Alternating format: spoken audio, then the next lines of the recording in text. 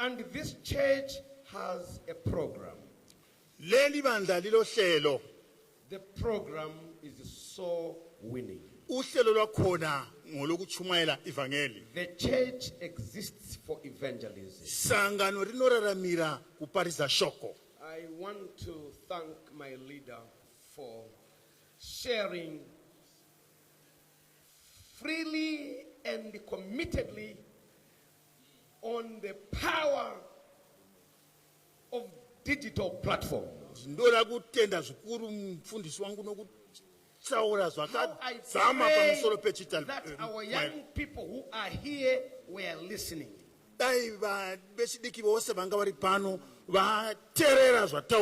could share just a text every day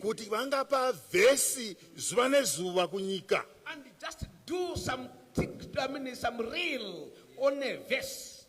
Behold the Lamb of God. And post it on TikTok. How many you know the Lamb of God? Oh, behold, he is coming. He is coming. He is coming. And if 20 of them sent it on social media, will hear that he is coming. I appeal with all who have got smartphones. Let us use these gadgets to the glory of God. The message is urgent. And this church has come up with a program of the book of the year.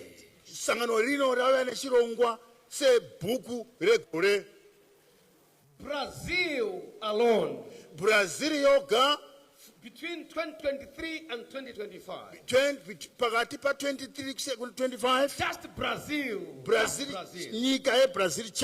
they distributed over 70 million copies of the Great Controversy. Over 70 million book. This is not a lie check. If you can Google and look for Brazil, over 80 million copies 80 million of the Great Controversy. And when we say now they are leading in baptism, you understand the yes, you are not listening.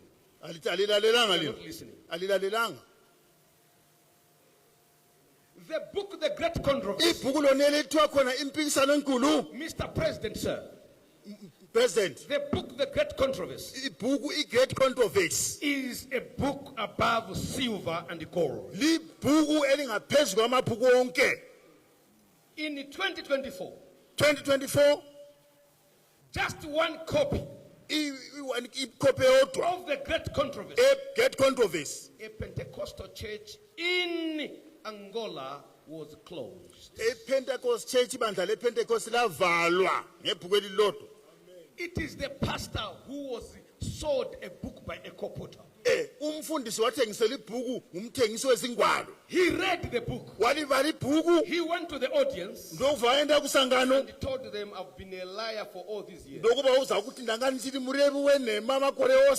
I am a graduate in theology, but all my professors were liars. I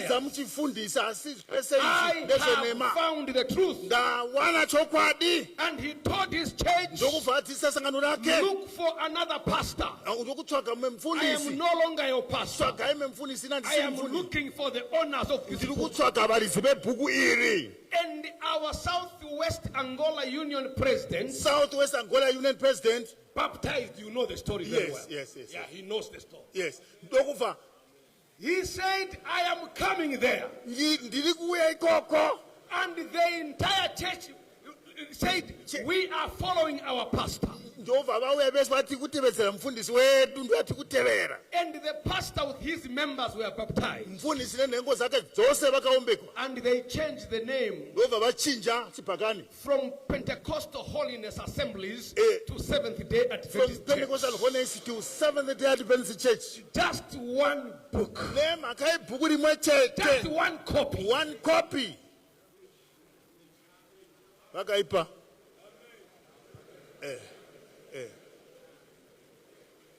I am afraid ngilusizi the SID, the entire SID, i-SID yonke we distributed over 2.5 million copies of the Great Conference. i-SID yonke sathi sakhambisa amabhuku over 2.1 billion million yes Yeah. We are waiting for the results. simelele ukuthi sibone ukuthi izithelo zangikhona The books are no longer in stock. They are gone. amabhuku sehambile We are waiting for the results. simelele izithelo God's will be done. ukuthi intando kaNkulunkulu yenziwe Now, out of the over 2.5 million copies in SID, 2.5 million e-SID the entire Zimbabwe, 3 unions. iZimbabwe yonke amayunion amathathu Do you want to tell them what you distributed? ufuna ukubatshela He says he's ashamed. yayethe uyayangeka afuna ukukhuluma nami Just about 50,000 apha khonapho nje ku-50,000 out of 2.5 million in out of SID. 2.5 million The members whole Zimbabwe, only about 50,000 copies. iZimbabwe yonke lapha out about 50,000 amacopies Now, ahambe since I'm speaking on behalf of Dr. Kombwa, ngoba ngikhuluma mmeleli wakhomba I have powers over you now. ngilamandla ukuthi ngikhulume You are joking. liyasomela These are games you are playing in Zimbabwe. These are games. ngiyazisomela lapha eZimbabwe The division president is speaking now. upresident wezedivini sekhuluma You are joking. liyazisomela These are liyasoma jokes. You know, liyasoma when you speak on behalf of the president, you liyasoma have power. yeah You are joking. liyasoma Tell your fellow presidents, West and East, batshele khonapha e-west le-east that the division said we are joking. idivision ithe liyasoma lapha liyafeketha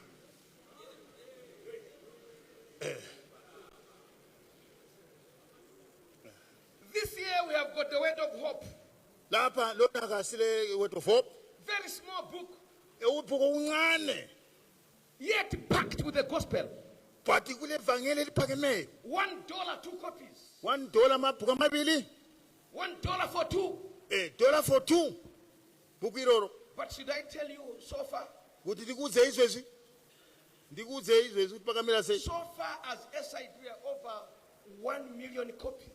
iye zvino paSID tine over 1 million copies Copies mabhuku that have gone. atoenda But the 3 Zimbabwe. mazimbabwe matatu No, the publishing directors are here. I'm not joking. publishing director They are here. here You have distributed over less than 30,000. maendesa on less than 30,000 imi vezimbabwe muri vatatu Just $1. dollar mabhuku dollar for 2 What excuse do you have? mungapa chikonzero chokudii We want to go home. tavakwenda kumusha We want to go home. tavakwenda kumusha You are delaying us, Zimbabwe. notinonotsa zimbabwe notinonotsa We want to go home. tavakwenda kumusha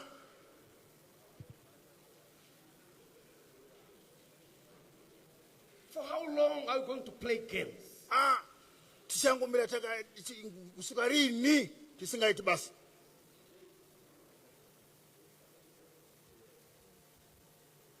Matthew 24, verse 14. You know what it says? Matthew 24 verse 14 There are some of us who are very courageous in preaching the prophecies. Every Sabbath, prophecy. varipo vakashinga kuparidza chiprofita every sabbath vachitaura zvese chiprofita ukadai All the symbols they have mastered. zvese masimbolo ose vanazvo zvidobidobi And they are zvese following the Pope. vari kutevedzera mupopo Wherever he is today, he's like, kwese kwose vanomutevera kwaanenge guy is ari there. vachitevera This guy is chiprofita there. kuti ari kwakati mazuva ese vachimutevera let me tell you the true prophecy. Hallelujah. regai ndikuudzei chiprofita chechokwadi The real prophecy is Matthew 24, verse 14. chiprofita chechokwadi Matthew 24 verse 14 Stop following the Pope. musatevere mupopo musamutevere papa Whether he comes or he visits the kuti DC, wauya it's kana not my kuti problem. dc kana kuti wadini musamutevedzere But in Matthew 24, verse Matthew 14, 24 verse 14. is true prophecy. iyi ndiyo chiprofita chechokwadi And this gospel of ivhangeri the yobushe hallelujah, haleluya shall be preached to all ichaparidzwa the nations pasi rese for a witness. kumarudzi ose igova chapupu prophecy is the end of the world, right? Yes. And Profita the end shall come. apho kuguma kuchaswika. That is the prophecy. Dochi profita ichocho. Stop debating on the numbers. And Lingabeloke lisemba lisenza izinkani liphikisana labantu. bet on evangelism. Asishumayele ivangeli. We want to go home. Funa ekhaya.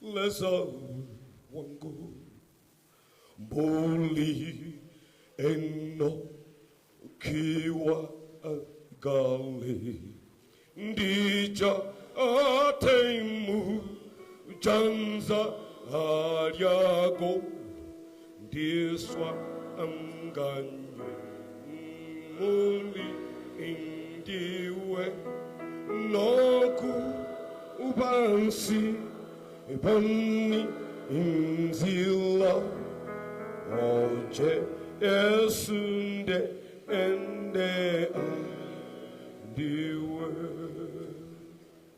sigo yigwe enda endiki nyuo ila unga agonse masu Kama antimu unzila Basi inkongo Obala awawi Ndiwe ibuka Libra alwihi Aminde ende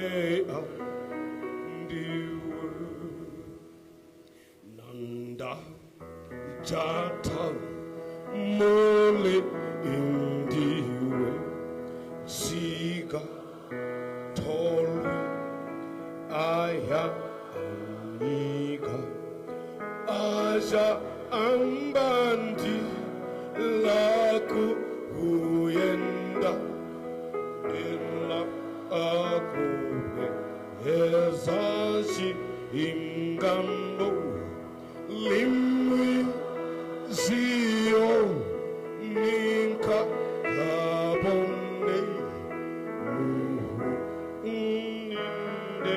Ende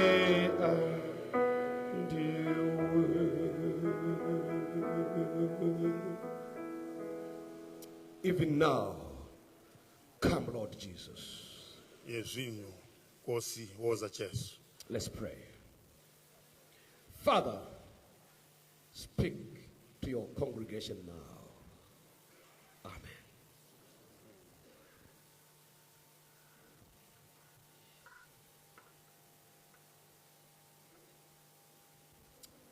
The word is preached under the title Soro wenyaya.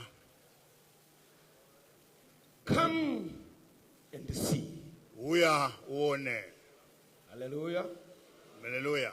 The title says, Soro wenyaya onoti uya uone. Hallelujah. Woza ubone. Come and see. Woza ubone.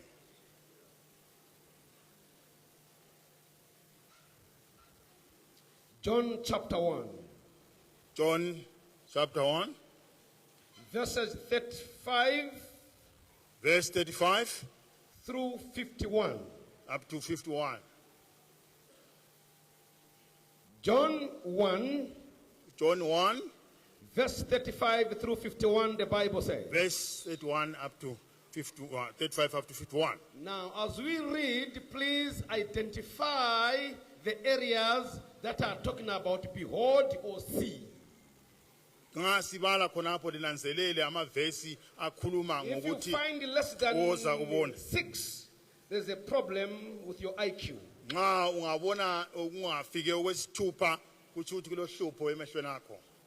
The Bible says, Again, the next day, John stood with two of his disciples. Olunye usuku uJohn wama labafundi bakhe ababili. Looking at Jesus, Khangele kuJesu. as he walked, Ehamba. he said, Wathi yena. "Behold the Lamb of God."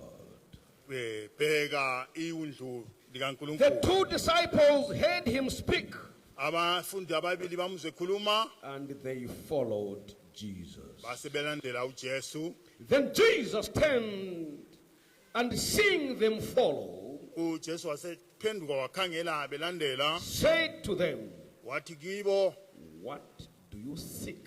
wathi limkuthwagei They say to him, wathi kuye "Rabbi," mfundisi which is to say, when translated, teacher, osokuchasiswa sisho ukuthi mfundisi where are you staying? uhlala ngaphi He said to them, wathi kukwabari "Come and see." wathi uyayi uone They came and saw where he was staying, vakauya vakaona kwaigara and remained with him that day, ndokugara naye zuva iroro because it was about the 10th hour. nokuti kwatovira. One of the two who heard John speak Abo vaviri vakawa John achitaura and followed him vakamutevera was Andrew, aive Andrew, Simon Peter's brother. Simon mkoma wa Simon Peter. He first found his own brother Simon Wakatanga kuona mkoma wake Simon and said to him, ndokubva ati kwaari "We have found the Messiah, tawana mponesi. the Christ." Yes, And he brought him to Jesus. ndokubva auya naye kuna Jesu. That is evangelism. And he brought him to Jesus. Ndokuuya naye kuna Jesu. Now when Jesus looked at Peter, Apo Jesu akatarisa kuna Peter he said, ndokubva ati "You are Simon, unonzi Simoni the son of Jonah. mwana wa Jona, You shall be called uchanzi Cephas, Kefasi, which means a stone." zvinoreva dombo. Sorry, some people have made a doctrine out of this verse. Vame vakatoita chitendero kubva pavhesi iyoyi. This Cephas is not equivalent to rock. It is a stone, a pebble, a small one. Kefasi uyu haasi kureva ruware, vanongoreva kadombo kadiki-diki. It is a stone, not one where you can lay a foundation. Not at all. Kadombo kwete ruware. Tell them they should not interpret the Bible. Inda munovaudza kuti vasadudzire bhaibheri zvisirizo. The following day, Jesus wanted to go to Galilee. Zuva rakatevera Jesu aenda kuGarire, aida kuenda And kuGarire. he found Philip Akawana Philip and said to him, ndokubva ati kwaari "Follow me. Follow me." nditevere. Now Philip was from Bethsaida, Philip aibva kuBhetsaida, the city of Andrew and Peter.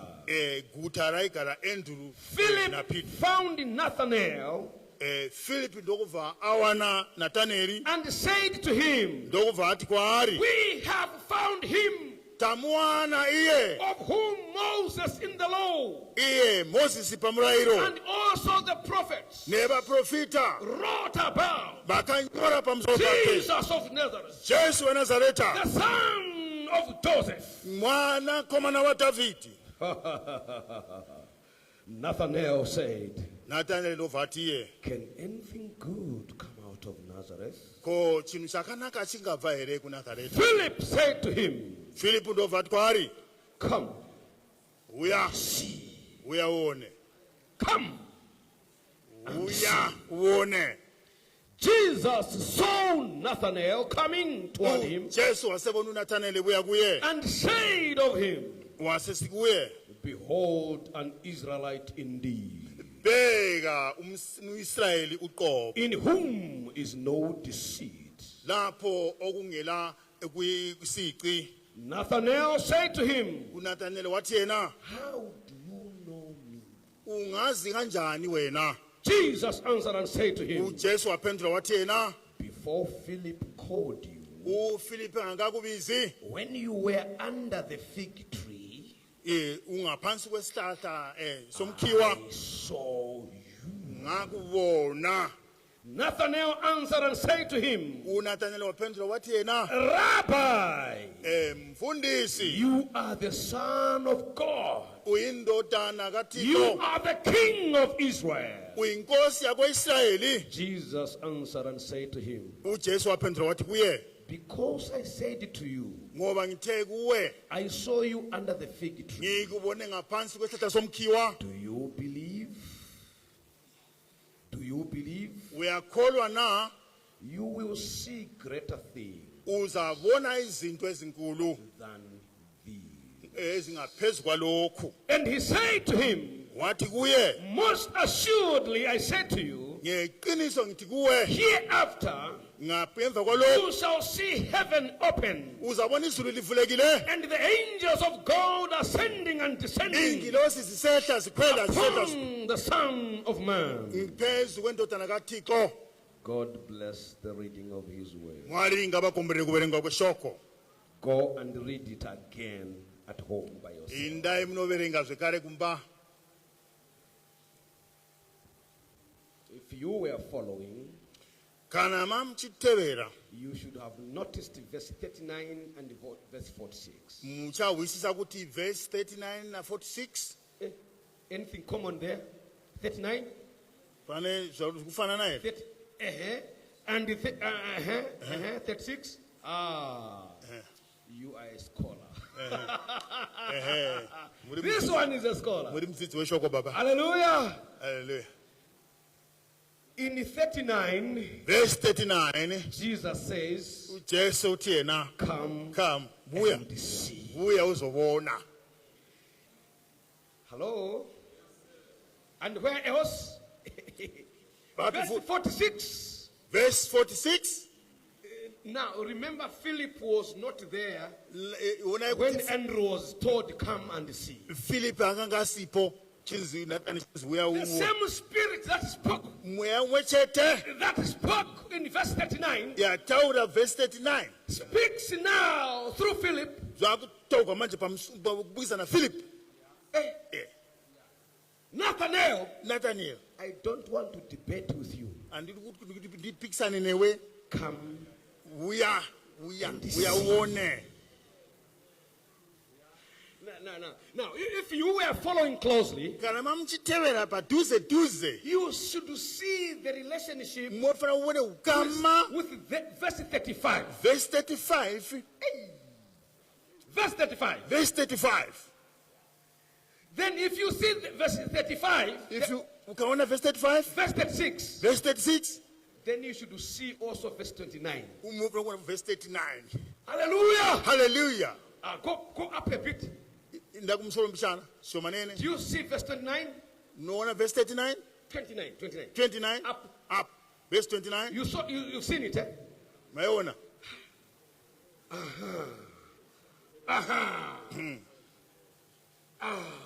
See the lamb.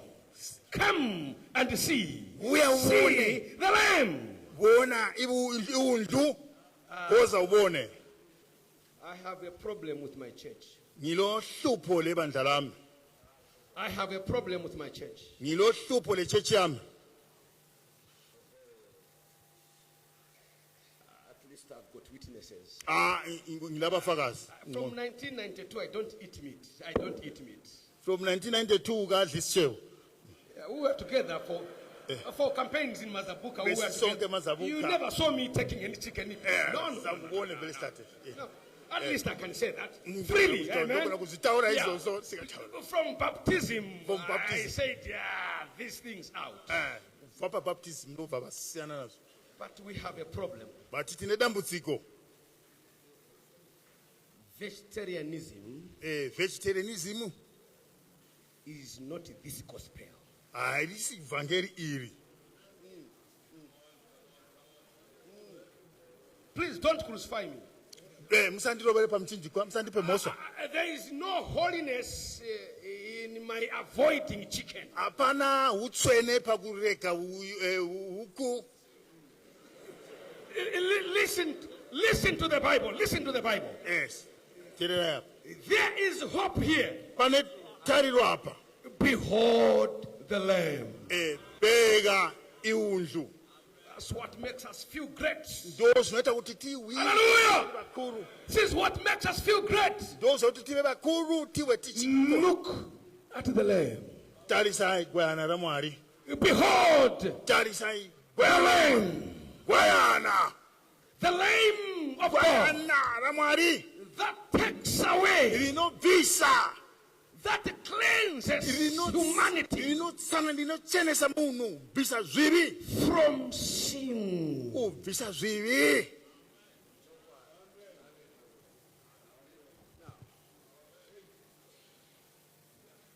Andrew is a faithful disciple of John.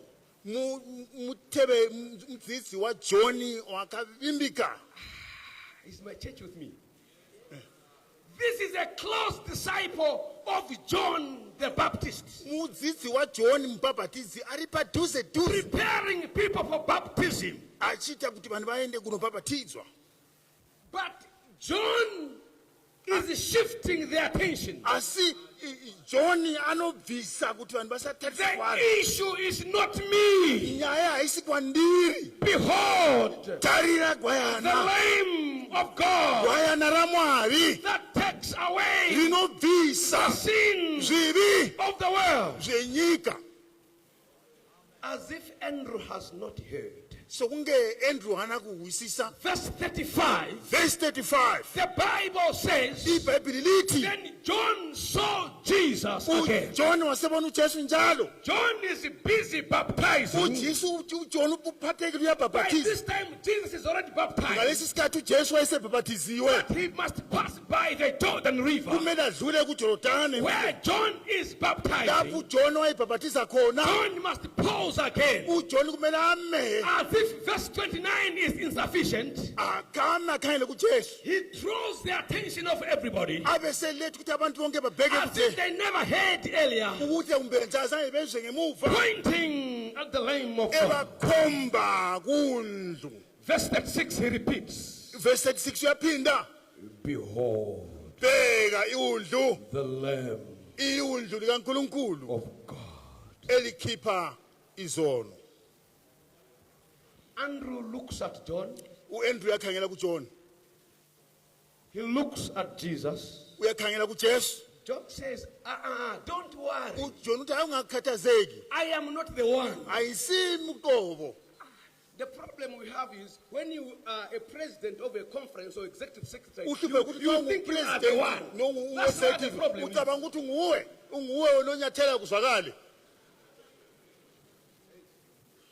When you go to the division, you think you are the one. When you are admin elder, you think you are the one.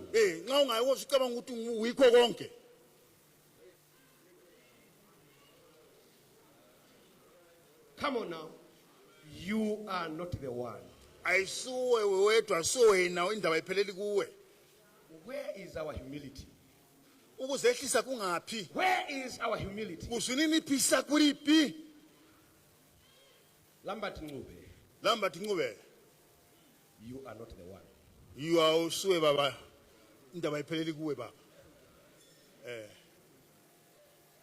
This is just a vote to come and go.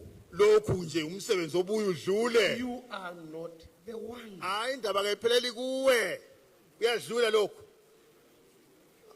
These issues of positions, I don't know what, they are confusing us, you know. I heard one pastor said, Jesus should not come the day of the session. Why?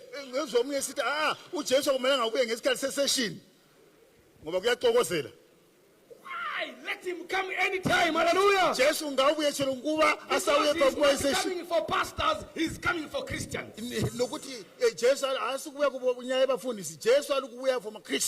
John says it's not me. It's not me. There is one. aripo iye pachake whose sandals I cannot lose it. I can't. pandisingagoni kusunungura shangu I dzake can't do it. handigoni kusunungura shangu dzake I baptize with water. ndinobhabhatidza nemvura But him. iye You're not listening, you church man. Eh, Come on. muri kuwa here I'm baptizing with the water. ndinobhabhatidza nemvura How do you baptize? Do you have the Holy Spirit in you? mune mweya mutsvene here imwi What do you use to baptize? munobhabhatidza Chikomo, what did you use to baptize? munobhabhatidza rei My friend, you are John. muri john baba Hallelujah. bhabhatidza nemvura Let's just accept all pastors John. yes vose vafundisi ngati vagamucheesana john We are not the ones. hatisisu tinopedza nyaya There is one who Aripo. baptizes with the Holy Spirit. aripo iye And his name anobhabhatidza is nomweya Jesus. mutsvene iye anonzi jesu kristu The only one. ndiye oga I told you that I was in the New Apostolic Church. ndakuudzai kuti ndandiri panew apostolic church I attended there because of my uncle where I live. ndakaenda ikoko nemhaka yasekuru vangu There they will tell you that the moment you leave the church, vanokuudza kuti paunosiya church the priest has powers to remove muprista une simba the spirit from you. kubvisa mweya kwauri Go and research New Apostolic Church. new apostolic church ndozva vanoudza vanhu izvozvo Who are they? ndivanani ivavo vakariwa nepi Even sometimes when we sit in church boards, kana tichigara mumachurch we board talk as if I've got powers to withdraw the Holy Spirit from somebody. mwasikhuluma isinato kumachurch board sila mandla ngani kuti siyakwanisa kukhipha umoya ingcwele ebantwini The Bible says iBhayibheli only lithi- Jesus, iBhayibheli hallelujah, lithi jesu yedwa can baptize with the Holy uye Spirit. ungabhabhathiza ngomoya oyingcwele And Andrew says, uandrew uthi akachi John, ujohn bye-bye. hayi bye bye I have found the Messiah. sengimtholile I have found the Messiah. sengimqolile semtholile umesaya And he says, uthi yena I can't keep it to myself. angake ngithule I have a brother. angeke ngithule No, when you read from Matthew, you read from Luke. You don't ungabala understand kuluku this. lomatthew yeah But read from John. ubala And it kujohn becomes clear. kuyabasobala ungabala Peter kujohn was invited by the brother. yes upeter boy Come, woza I have found the Messiah. sengimtholile umesaya My dear brothers and my sisters, isihlobo esithandekayo when you receive Jesus, nxa uswamukela ujesu you can't avoid inviting your family. awehluleki ukuthi unxusa abanye You can't Kana- avoid the fire. awugoni ukudzibilira You say, I have found him. ndawana mponesi I have found him. ndawana mponesi Then they say, but Mpones, where do you stay? unogarepi khona imponesi Because those we know, the teachers we know, madzidzisi vatisha vatinoziva it is even clear on the gate, the home of the high priest. vatingotonyogwa kuti musha Go wamuprista and mukuru research me. vakatonyogwa It was clear this is a home of the priest. vaitozikana kuti uyu musha womuprista But how come we have never seen your home? imi asati amboona musha wenyu munogarepi Why don't you write? ise usinganyori And even the one introducing you just says, behold. naye yena kunjoza ukuthi tarisa imoni tayibona gwana ramwana And from after reading this, I get scared in introducing people. ndaverenga izvi manje ndanditohla kuintrodusa vanhu Yeah, I know protocol is protocol, but be careful. But You my may introduce human beings more than you introduce Jesus. saka pamaprotocols munyasointrodusa zvakanaka munogona kuintrodusa vanhu kudarika ajesu Watch out. muite zvakanaka musanyanyise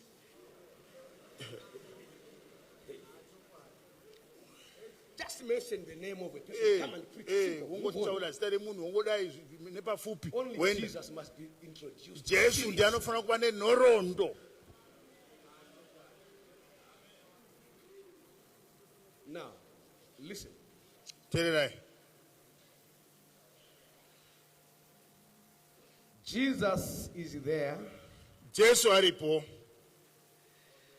and he looks at Peter.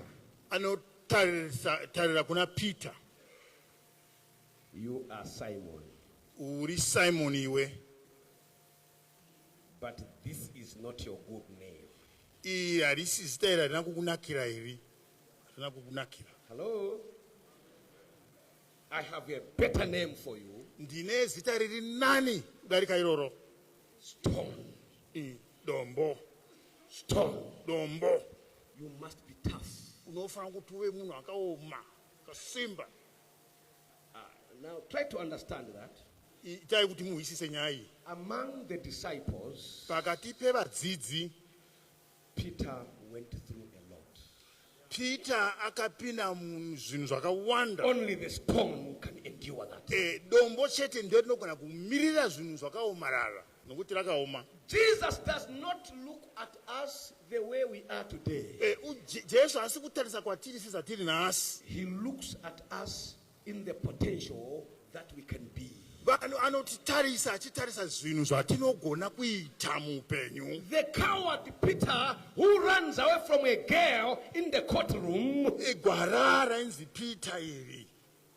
who runs away from a girl in the courtroom, the girl who says, I know you. Akatiza You musikana. were with Jesus. Akatiza musikana akamdoma kuti iwewe ive naJesu. And he runs away from a girl. Akatiza musikana aimuziva. You must find him now Unofana in chapter 3 of Acts. Hallelujah. Muone iko chapter 3. Find him in Acts chapter 3. Muone pa chapter 3 manje. He comes to the disabled man. Anouya mdzidzi. Silver and gold have I now, Silver negoride but antina. in the name of Jesus, Asi muzita raJesu. whom I believe, Wandinotenda mahari. whom I know, Wandinoziva. rise up Simuka. and walk. Ufambe. And the Bible says, Shoko rinoti. when Peter said that, Peter pakataura izvozvo. immediately Ipapo. the legs developed strength. Matumbo akaona The man simba. began to kick. Akafamba He kukava-kava. jumped off from the wheelchair. Akafamba wheelchair. Standing up. Akafamba. And he goes into the temple Akapinda living. mutembere.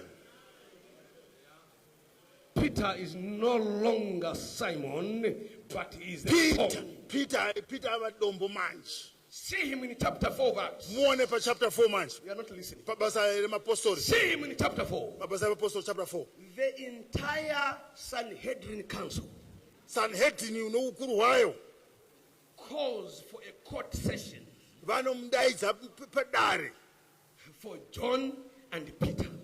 John na Peter. Two boys Vakomana vaviri. versus the entire council. Pakati kwekanzuro nokukura kwayo kuri The kudaidza vaviri. priests and Levites and scribes. Vakuru vese veSanhedrin. Two boys. Vari kutsvaka vanhu vaviri chete. When Jesus changes you, Xa uJesu sekuguqulile you are a stone. uyaba liliche. You cannot be intimidated. Awusoze wethuselwe. You can't be humiliated. Awusoze You wehliswe. can't be underrated. Awusoze You uyangiswe. can speak before the council. Uyakhuluma phambi kwedala You elikhulu. are no longer a coward of the gospel. Awusoze ube ligwala. You can speak in public. Uyakhuluma phambi And komphakathi. Peter must tell the council now. uPeter kumele akhulume phambi The kwedala. one who ran away from the girl. Lwana wabalekela unkazana Now wemkhona. he is a stone. Khathesi lilitshe. He is talking to the council. Sekhuluma phambi kwedala. What is right? Okulungileyo. To obey man Ukulalela abantu. or to obey God? Kumbe ukulalela uThixo. I would rather obey God. Kungcono ngilalela uThixo. Peter is now a stone. uPeter seqinile He khathesi. is not shaken. Kanyikinyeki. I wish time would allow. Ngathi khali besingavuma. You should see him. Hallelujah, somebody. Limbone. Hallelujah, somebody. Hallelujah. In chapter 12, Chapter 12. when he is in prison, Nxa esebotshiwe sefakwe ejele. when others cannot sleep, Abanye bengalali in the inner cells, phakathi kwenda ejele phakathi he esitikidikini. is in a deep sleep. Phakathi kokulala. No fear of the prison. Engesabi lutho. What is your new name? Ibizo lakho elitsha yiliphi? Come on. What is your new name? Zita lakho nywani ndeliphi? You who fears to evangelize for Jesus, what is your new name? Iwe unosika kuparizira Jesu. You who writes exams on the Sabbath, what is your new name? Iwe unonyora ma-exam nesabata. You who goes for work on the Sabbath, what is your new name? kubasa nesabata. What is your new name? You who is in courtship with a drunkard, what is your new name? Why can't you control your feelings, Peter? Has Jesus changed your name?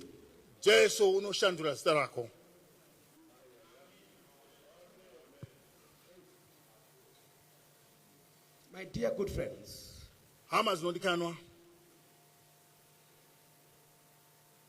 Philip receives the gospel. He says, I can't keep it to myself. This is too good. This is too good. Now, according to the Jewish culture, young men used to sit under fig trees when they were reading the Torah. Old Testament. Yeah, when they are reading Genesis to Deuteronomy, reading the Old Testament. According to Ellen G. White in Desire of Ages, that's why all of you should read it next year. Hallelujah. All of us should read it.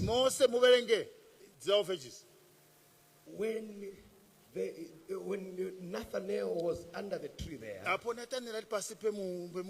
he was meditating on the coming of the Messiah. Because they had sat there with Philip before. And they had debated where the Messiah should come from.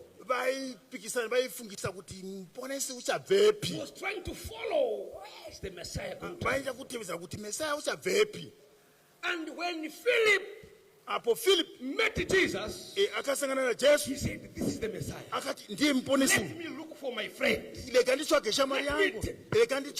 your Desire of Ages. Hallelujah. Let me look for my friend. And he knew where to find him. Under the same tree. And he said, stop worrying about the Messiah. We have found the Messiah.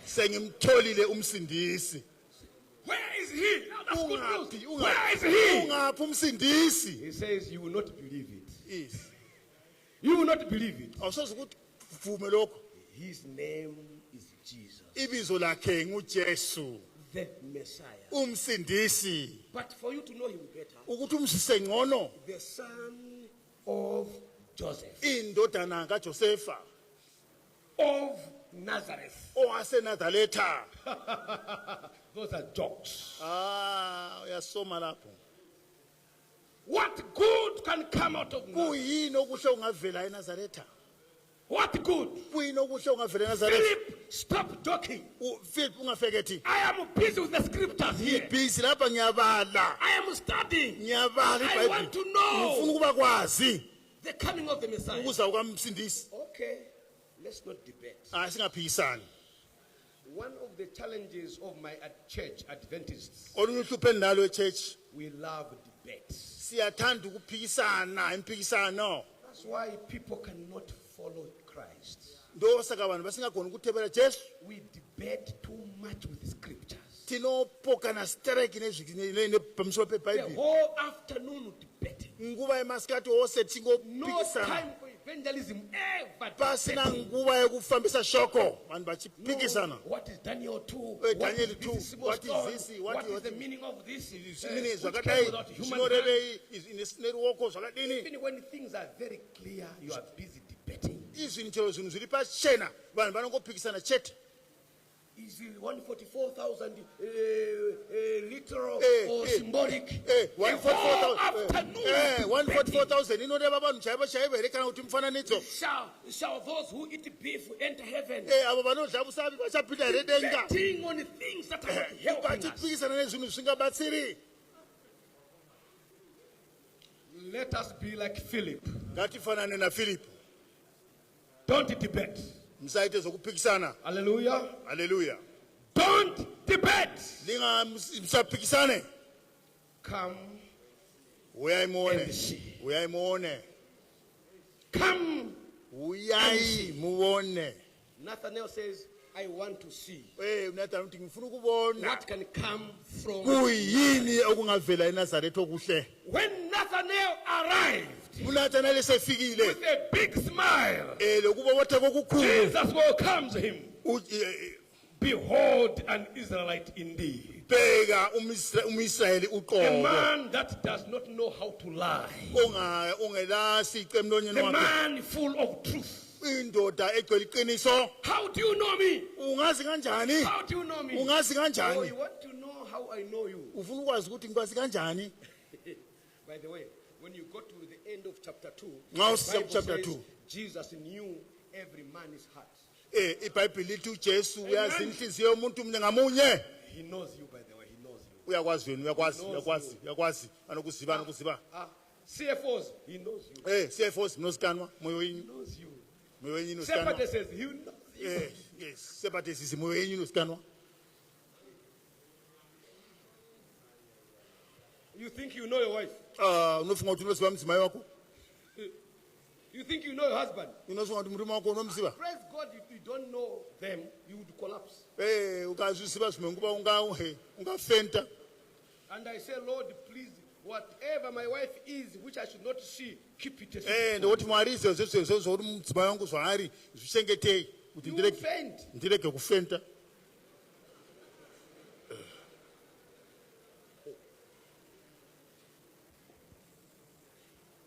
When you were under the tree, Apho uri pasi pemuti. you want me to mention the tree you were under? Ndoda kuti nditaure muti waunga uri pasi pawo. You sat this side. Wakagara parutivi uku. It is a fig tree there. Wanga uri muti wemuonde. And when Philip came, Apo Philipi he paakauya found you facing this side akakuona ukatarisa uko. with details. Neudzamu nenyaya dzose. He knows your details. Anoziva zvese pamusoro pako.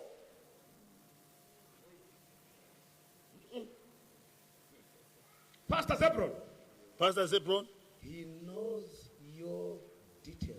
Anoziva zvese pamusoro pako. All the punctuation marks. Zvese nokuzora kwazvo pamusoro pako. I saw you Ndakakuona under the fig tree. pasi pemuti wemuonde. Hallelujah. Hallelujah. Hallelujah. Hallelujah. Hallelujah. Hallelujah. He says, today I saw you. Nasi ndakuona. On Christmas Day, I saw you. Musi weChristmas ndakakuona.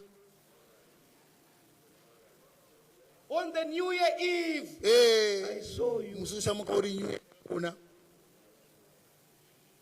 When your husband was in Bulawayo for 2 weeks, I saw you. Murume wako ari kubulawayo for 2 weeks ndakakuona. Ndakakuona. Before your wedding day, Usati wachata I saw you. ndakakuona. Even when you are saying in public, I unveil now. Chero musi womuchato uchivhisa vhura veili wakaonekwa. I saw you. Ndakakuona. I'm a virgin. I'm a virgin. He says, I saw Ndiri mhandara yakazara wakaonekwa. I saw you.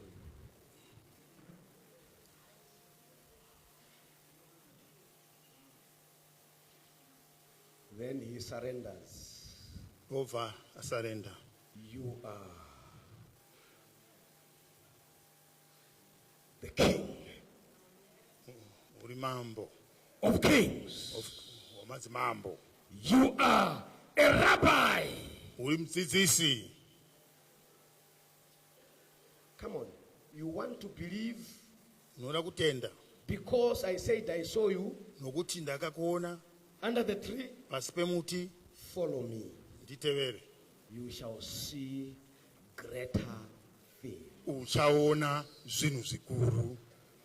You shall see angels ascending and descending, Uzabona ingilosi zisehla zikwela. taking him back Embisele muva to Genesis 38. Genesis 38.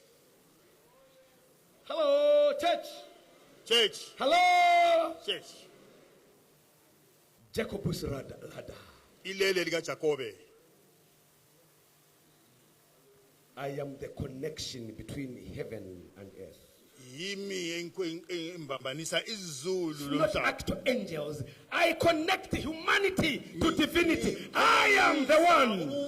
Izalo yoluntu loNkulunkulu. And you must follow him. Hallelujah. Mfanele umlandele. As you follow him, you see him changing water into wine in Nga chapter 2. umlandele uzabona entshintsha amanzi esiba iwine. You must follow him in chapter 4. Kumele umlandele ku chapter 4. Somebody's not listening. Ayingizwa kuhle. The Samaritan woman Umfazi waseSamaria must change careers immediately. kumele antshintshe umsebenzi masinyane.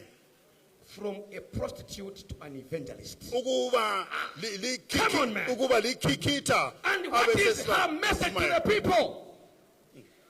What is her sermon to the people? Ichumayo yakhe ebantwini iphi? When she goes into Samaria, what is her message? AyiseSamaria ilizwi lakhe iphi? Come and see. Wozani lizobona. Hallelujah. Wozani lizobona. Hallelujah. Hallelujah. Hallelujah. Hallelujah. And Revelation chapter 1 verse 7 tells us, Psalm 1 verse 7. behold, Bheka he comes. uyeza ngamafu. We shall see. Siza Every kumbona. eye, Amehlo wonke aza kumbona. even those who pierced him. Labo abamgwasayo. Come and see. Uyayi mune.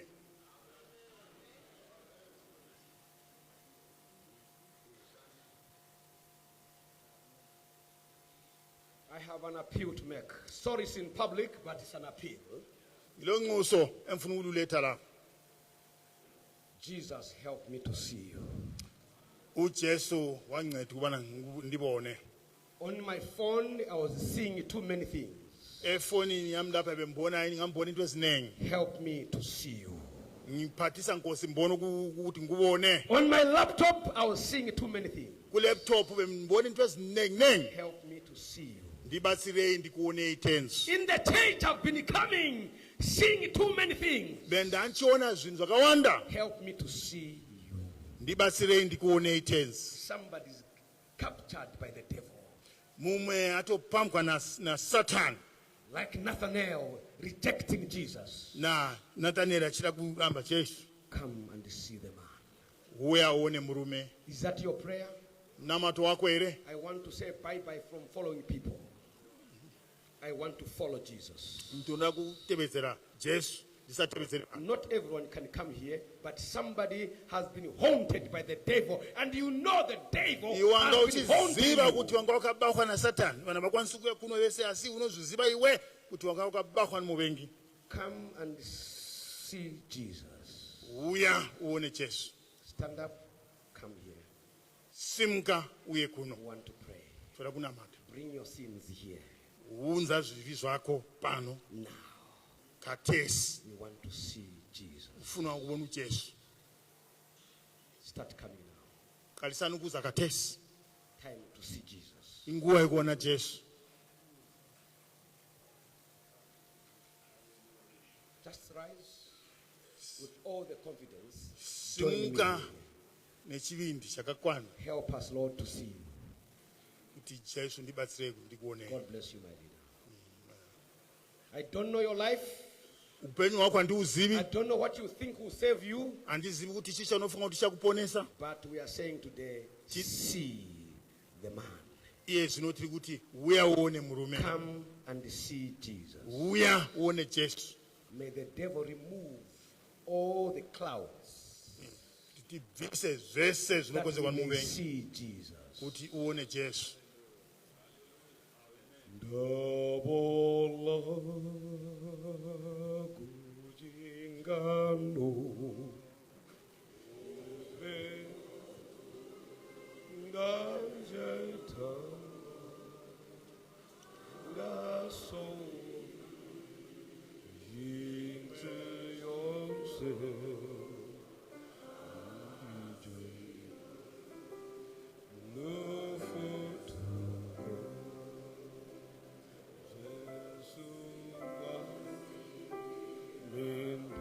Shoma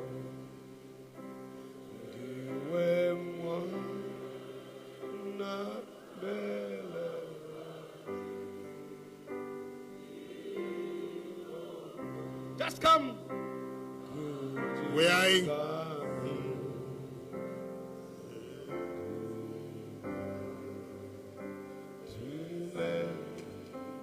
Bring that sin. I'm saying come. Join us here. Help me, Jesus, to see you. You saw me. You saw me. But I want to see you. You saw me there. Please see me today. Come, my brother, as we dedicate you.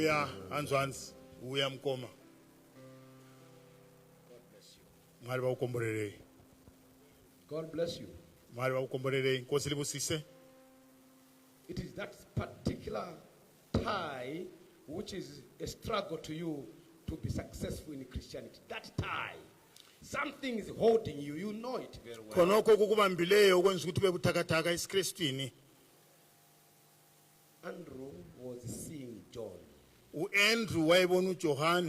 until he was told, behold the Lamb that takes away the sin of the world. You can see the Lamb today. This is a spiritual matter. Without seeing Jesus, you can be in the church but going nowhere. Anyway. Is there one who says, I want to join my colleagues in the square? Come. Let me see Jesus. I know we have stood, but it makes a big difference to walk to the front.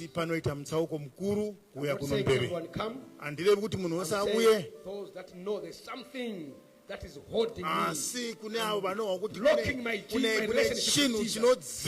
I know blocking me. I want to come in the presence of Jesus. God bless you, my sisters. Come, see. God bless you. God bless you. God bless you. God bless you. God bless you. God bless you. That chain binding you, holding you down. Yes, you are baptized, you are a Jew, you are an Adventist, but there's something holding you down. Come, see, and you shall see greater things. You shall see angels descending. You see greater things.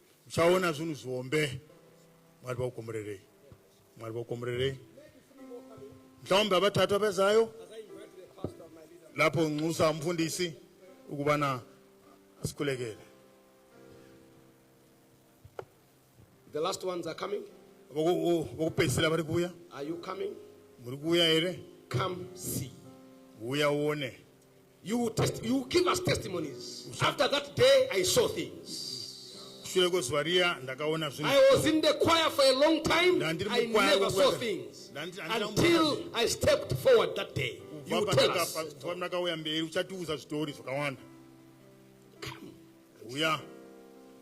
Come and see. Come and see.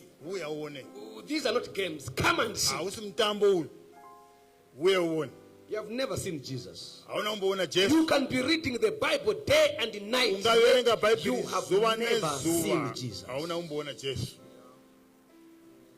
Holding a very high position in the church, but you have never seen Jesus. These were inside, but they had never seen Jesus. I'm saying, come and see. You shall see greater things in the presence of Jesus. Come and see.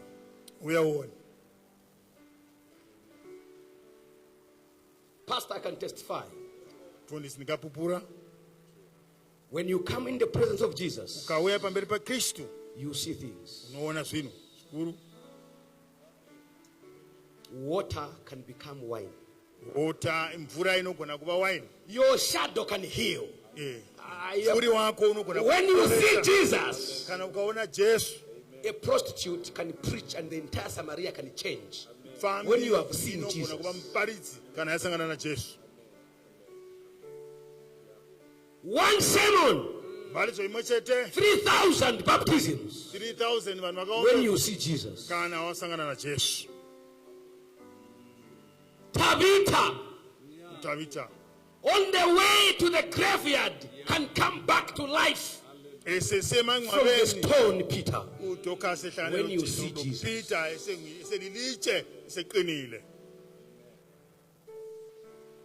Welcome, my sisters. Come and see. Come and see. God bless you. God bless you.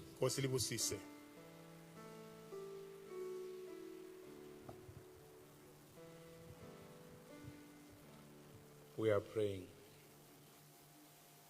Father, we are humbled by such a timely message, a message of hope and encouragement. We have seen people. We have seen things. We are tired of seeing people.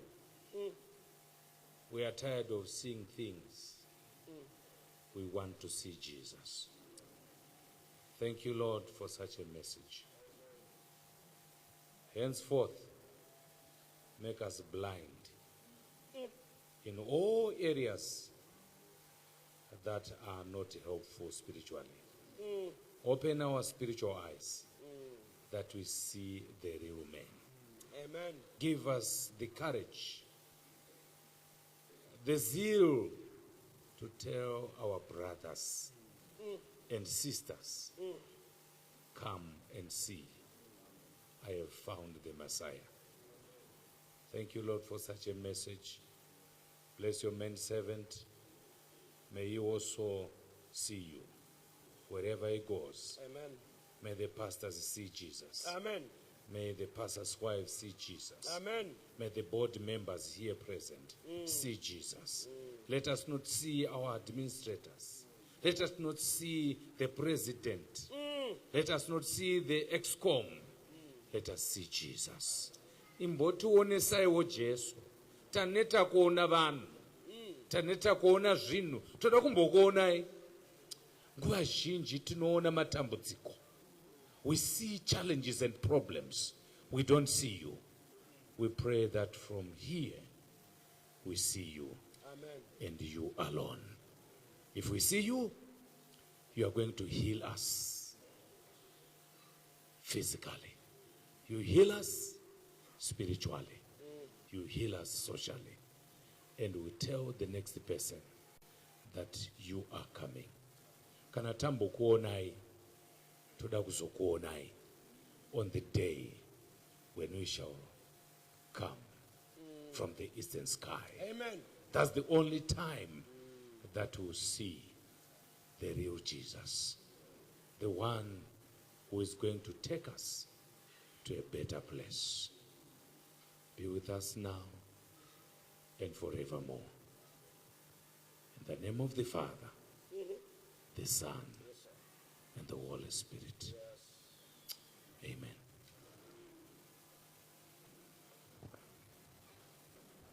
Asikhulekeni babothandekayo sezulwini sithanda ukubonga kuyona le imini ukuba mlimi wethu sibe khona lapha namhla ukhuluma ilizwi lakho ngendlela ephakemeyo naleyi siza phambi koso wakho mlimi wethu sicela ukuthi usiphathise uthi batsire mataura panapa kuti mimi noti wona tibatsire kuti kana muchiti wona muti wone tichitawo zvakanaka tipei simba rokukuraramirai simba rokufamba zvakanaka pamberi penyu ivai nesu rambai muchingotaurawo kwatiri tikuonei titeverei imi tikunamatei zvakanaka paupedzisira pamunopendera nyika inoyi tikufara nevazhinji kukuchingamidza itaponeswa najesu tanamata amen.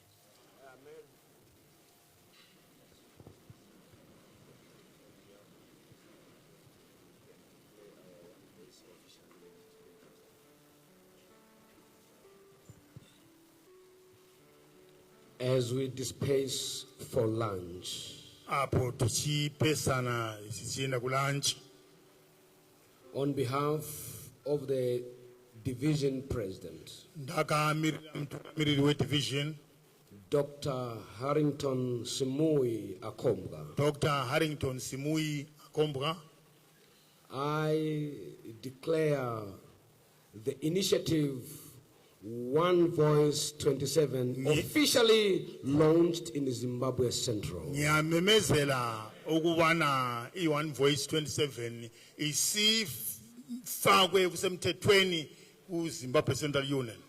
Mission for all, Uthumo emntwini wonke. under the power of the Holy Spirit. Phansi kwamandla omoya oyingcwele, Go and preach the word. hamba uyichumayela. Under the power of the Holy Spirit. Phansi komoya wamandla omoya oyingcwele, Go and preach the word. hamba uyichumayela ivangeli. Under the power of the Holy Spirit. Nesimba lomoya emthwele, Go and preach the word. famba unopreza vangeli. Under the power of the Holy Spirit. Nesimba lomoya emthwele, Go, famba, go inda and preach. unoparidza.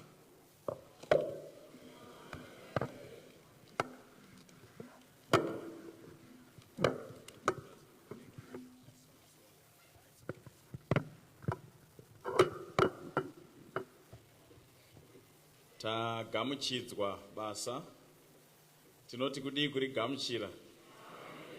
Pastor Makuta vachifamba havo vachiuya kuno. Thank you. Now we are coming to the end of our program. Asi shoko rokupedzisira rekuti shuvira kufamba kwakanaka president vachadzoka vachibva uko kwavaenda uko. Saka takavamirira ndingada hangu kungofanoita zvishedzero zvandoda kuti mubatisise panguva ino. Sisamelele umongameli kulezaziso ezimbalwa. Nechepanze muchibuda pane frame ye One Voice 27 yekuti unogona kutogwa mapictures uri pairi, like square frame iripo. Ngabe khona abathakazelela ukuthatha izithombe kule frame ephandle One Voice, lingathatha izithombe libe selisiya posta kuma status lapha. Kanda pama status muchinyora kuti we have launched. Amabala sesiwaphiwe ngumphathi. Saka cameraman aripo plus mafoni enyu wafuthi anogona kubatsira pabasa iro. Cameraman akhona, le phone zethu singazisebenzisa. Usaenda usinawo picture yezvaitika pano iwe uripo pa picture yacho. Siyalincenga ukubana lisuke lapha lezithombe zalapha. Zuva tione ma status achireva kwa maswera. Lisiyatshona ilanga sibone lathi lapha elitshone khona. Zvekare musangano uno une zvimwe zvawaita besides just kulauncha. Lumhlangano ulapho kunye osilethele khona ngaphandle kokusungula. Chaitika ndechekuti nyasha dzaMwari tiri vapenyu dzatisanganisa. Sinanzelela ukubana umsa wenkosi siphila usihlanganisile. Ukaona sekuru ino na baba Star vachisangana uzwa kuti musangano wakanaka.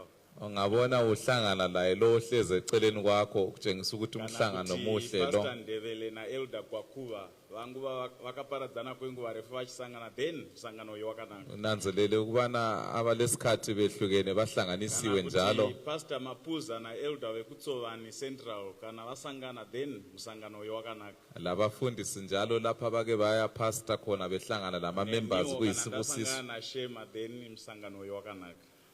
Siyambongela umfundisi la uhlanganela bakhe. Amen. Pastor vachangozouya kuti vati amen kuma thanks andichangoita.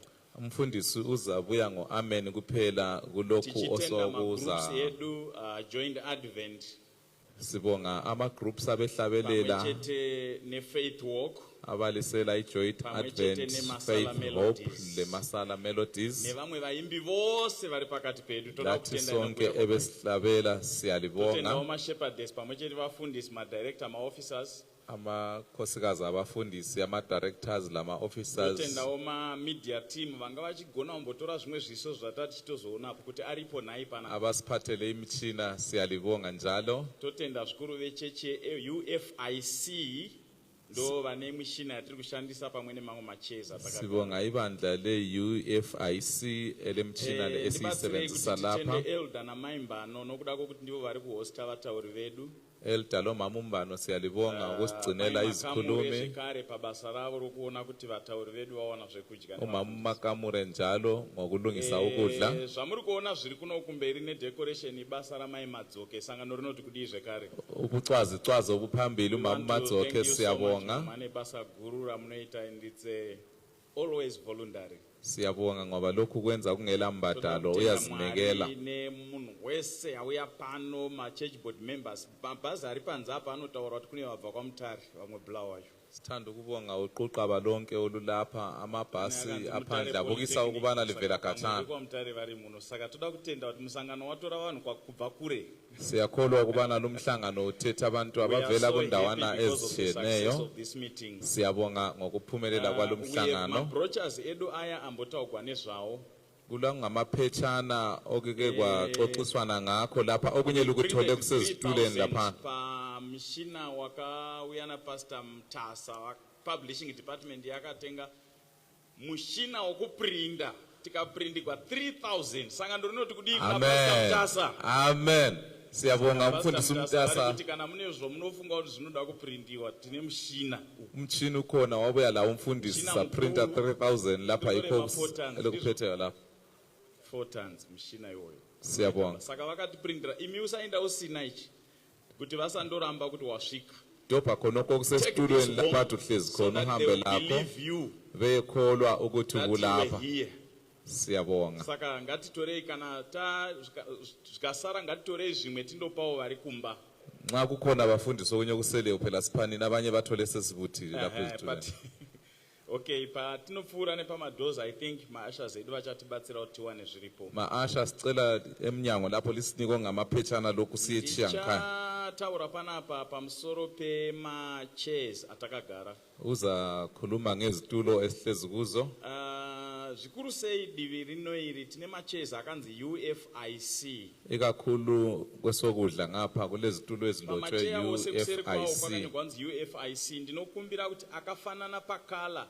kana tichisumuka ngatingo aturikidzai aite akure hipi yacho kusvika samwe panapa bonke abahlezi ngapha kulolu luhlu izitulo ezifanayo sicela lizigqokanise ngoturikidza dziwande tisiye sitshiye nje ziyinqumbi zibuthene then kune mamwe macheya asina kunyorwa zikhona ezinye izitulo ezingabhalwanga kana ukaona asina kunyorwa asi akafanana maisepamwe pamwe zingabhalwanga njalo zifana zigqokanise akanzi moaisa zvekare pamwe chete OMM begqokane bodwa OUIFC begqokane bodwa yakanyogwei woisa pane imwe yacho dzoturikidza nanzelela kuphela ukuthi isitulo hlezi kuhlwe sibhalweni ukusigqokisa kwesinye shoma nokuti hatisati tadya our next meal but svisimba izvozvo ngoturikidzawo macheya asara zviite nani ngamandla wona lawa amancane aseleyo gqokisa nje izitulo zenezi nekuda kuratidza kutenda kwedu macheya aya kune vakatipa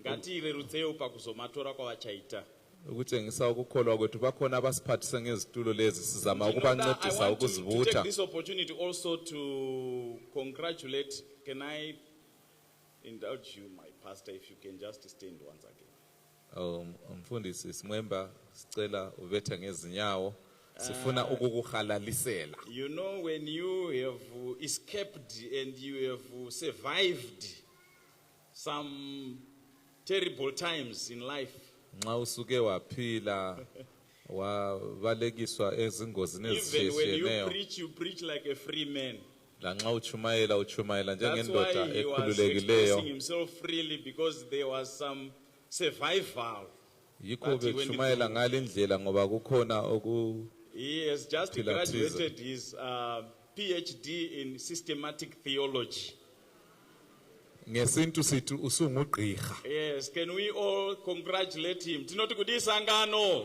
ala achangoburwa tinoda kutenda Mwari nekuva tungamirira siyabonga dokotela usually program iyoyo does not take less than 8 years it's so hard but God helped him through and some of his classmates are here ndaona pastor Mapuza vari pana siyabonga kakhulu vanoziva nyaya yacho ku masters program they were together Siyakubongela dokotela. Takachingova kumashure nana Pastor Mapuza nana Pastor Choga, but he is ahead of us. May the Lord help you. Amen. Pamuru, as you heal. Thank you. Thank you so much. Now, let me end with a certain group of people here whom I am going to mention.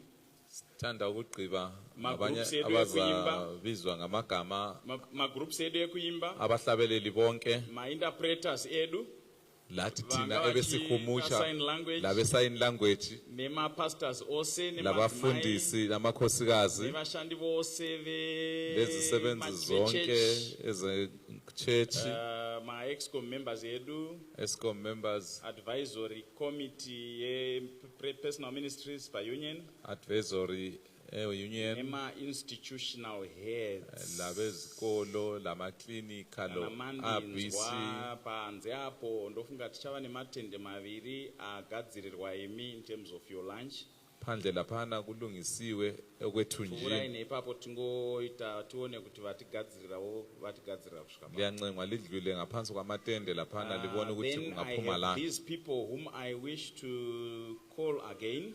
bakhona njalo abazabethwa ngamabizo Vachatungamirirwa nema-secretaries edu, maichinyauro, sister pesi, vachibatsirwa kutendeka kwavanofanirwa kuenda. sister pesilo mamchinyauro lizakhokhela leli qembu Ma-union directors nema-officers edu, nema-conference directors nema-officers edu, union directors conference directors and officers nema-shepherdesses nema-spouses avo, shepherdesses and labanye SID director ASI, SID president ASI, and union president ASI, bona ababaqanjwayo take note nevamwe vandichakwenya.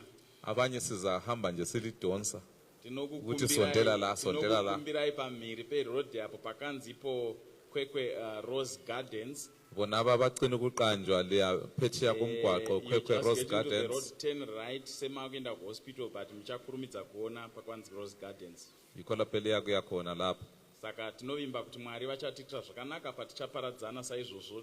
siyakholwa ubana uNkulunkulu uzasenzela kuhle nxa President sisehlukana Makuvire vanoda kuti vapedzise kuti vataure nesu, asi tine chikumbiro kwamuri mose. umfoka makubire uzakhuluma lathi kodwa isicelo kini Nokuti lonke vachauya kuzotipawo ma-camp meeting blessings, kungoti fambai zvakanaka. ngoba uyeza ukuzosinika izibusiso ze-camp meeting Asi titenderei kuti tingovharira nemapimbo mbichana sivumelani ukubana masigqibela sigqibe ngamaphimbo amnandi. amaphimbo amnandi Be patient, these songs are for you. bekezelani ingoma lezi Saka they zilungiselwe will just lina come in quick succession and we are blessed. Pastor Abo Bavati, amen. Tovatainda. bazabuya ngokuchiyana kwabo masinyani ngemva kwengoma lezo umfundisi uzakhuluma lathi sibe sesihamba God bless you. siyabonga Okay, Tino Tender, as we come to the conclusion of our program, we want to put a coda to the program. Masala Melodies are going to give us a melodic song. Then Faith Walk are going to give us a song that will encourage us to walk in faith. Joint Advent are going to give us a song of the Advent movement. Just come forward, just one. Then our president is going to speak to us. Thank you for your patience.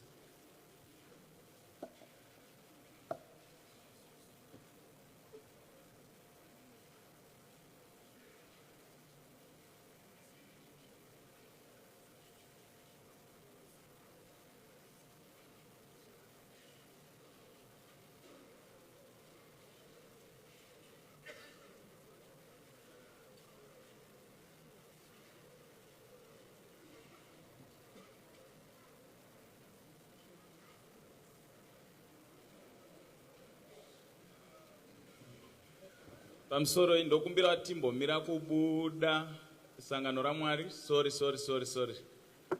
Ngatimirei kubuda. kana musati mawana last prayers, just be patient. Ini ndakamboudzwa noumwe kuti usabva kana pasati panzi amen. Saka thank you so much for your patience. Thank you. Hatisi kutora nguva refu.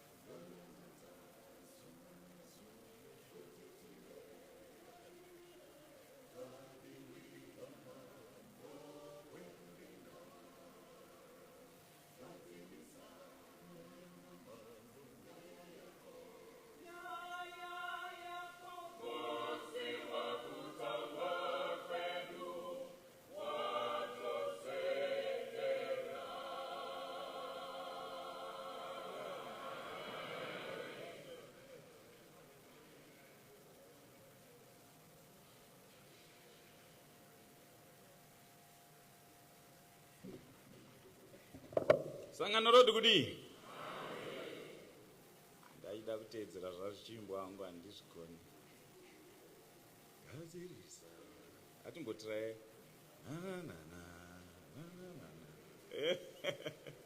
Thank you. This is good. This is good.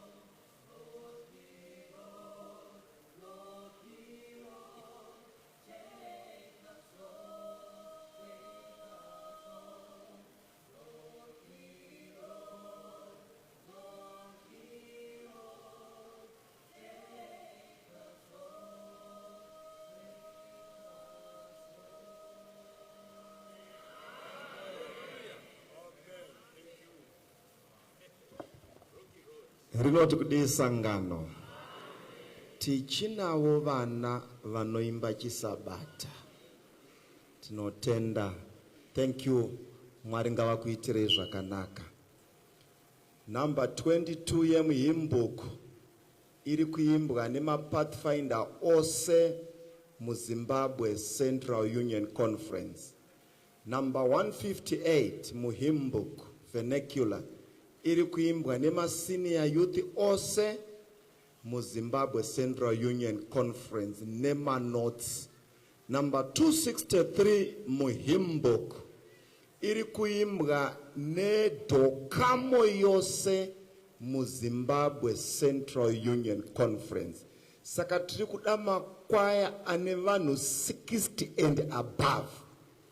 30 choirs, 15 from each conference, 5 from each age group. Tiri kusangana musi wa 31 October kuGweru. We don't sing anyhow, we sing somehow.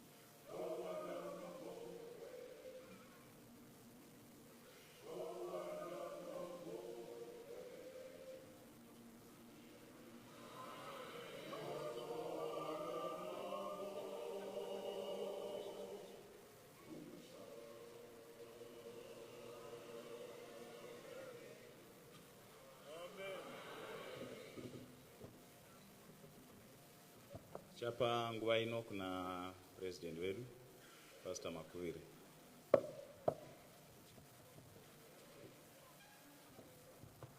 Masikati sangano raMwari, toda kutenda vaimbi vedu nebasa guru ravaita pamusoro pazvo zvose. Toda kutenda sangano rose ragona kuatenda One Voice 27. Ngatimbozviitira amen. Thank you for coming. Pamusoro pazvo zvose toda kutendai vafundisi vose mauya pano mukaunza nhengo dzesangano. Mwari akukomborerei. Ngatiitirei vafundisi amen. Tigotenda our leaders from our two conferences, our officers and the directors muri pano maita basa rakanaka. Sangano rinoti kudini? Pakupedzisira toda kutenda magesti edu vari kuno mberi, Pastor Makiwa na Mai Makiwa, matitira chinhu chikuru. Sangano rinoti kudii? Mukawati chikudanai mangwana muuye nomufaro. Mwari akukomborerei. Thank you so much. Pakupedzisira, I want to take this time again to thank our leader from the division SID by the name Dr. Simwemba. What does the church say? We want to ask him to carry our gratitude to Dr. Akomga, our SID president. Go and tell him that we are so thankful. Thank you so much. May the good Lord bless you. Tatodzidza kubatana kwavo. They are united. Panokona kinda Pastor Masikize vakatuma makuta usaramba. Panokona kuinda President Devere vakatuma makanyire aikona kuramba. Panokona kinda Pastor Nguwe vakatuma Pastor Maku musaramba. Tinokutendai taona integration of departments. Mwara kukomborerei. Above all, we want to thank God. Waita kuti chirongwa chino chive a success. Ndavona vachitaura kuti by the power given to me by the church and the Holy Spirit, go and preach the word of God. Maridzo yavo yati, let's see Jesus. Kana tikavona Jesu, kukonana nokufungirana kunopera. Pakupera korungano gwerino tichakowa upenyu usingaperi. Atisavarai gwaisangano ramwa, let's pray for each other. Tirikinda kuma camp meeting, my request ndoyokuti pa camp meeting, let's sing One Voice 27. Let's point people to Jesus. Pama camp meeting edu handetino launcha One Voice 27. Ngaguve guyo gwedu, ngati guimbe kusvika Jesu achindouya. Pakupedzisira ndoda kukumbira mapastors ese kana tapedza musarapo just 2 minutes, not a prophetic 2 minutes. 2 minutes toda kuonai. Mwari akukomborerei. Regai tinamatire camp meeting edu, tinamatire kufamba kwedu, tinamatire basa raitwa pano relaunch ye One Voice 27. Ngatidzorei uso tinamata. Baba vedu vari kudenga muzita raJesu, chishuwo chedu as a union senengo dzesangano kuti mudurure mweya wenyu mutsvene utibatanidze. Mudurure mweya wenyu mutsvene titange basa chero takamboriita asi tiriite zvinomutsauko. Tatenda kuti matinzwa mugofambavo namavisitors edu avuya koolonja chinhu ichi. Mugofamba nesu tose senhengo dzesangano kunotisvitsa kwatabva. Tinokutendai nokuti matinzwa, tinokutendai nokuti matikomborera. Muzita raJesu tinonamata. Amen. Tichatora nguva ino kuipa Sister Pesi netimu yavo namai Chinyauro kuti vatisvitse namai Makuvire, vatisvitse magesti edu zvipo zvamagadzirirwa nesangano. Mai Makuvire, mai Chinyauro na Sister Pesi, sumukai.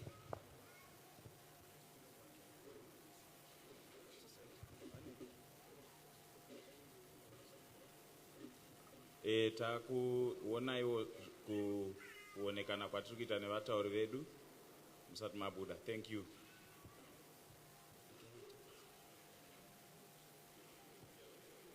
Sangano rinoti kudii? Just a small token of appreciation to our guests. Tichivati vadzoke zvekare kwavari kuenda ikoko vandofarisawo mhuri pamwe chete nevatungamiriri vari ikoko. Pastor Namai Makiwa. Tinotenda zvikuru matight schedules avo vangoti zvakakosha kuti tiende. God bless you. Mwari vakuitire zvakanaka. As they leave stage, thank you Sister Percy, thank you Maichinyauro. As they leave stage, vaya vanzi vasare, thank you Pastor. Machea, ngatitange nokurangarira machea. God bless you, machea.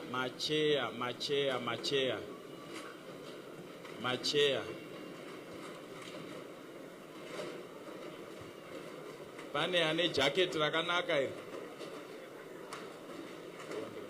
Machea.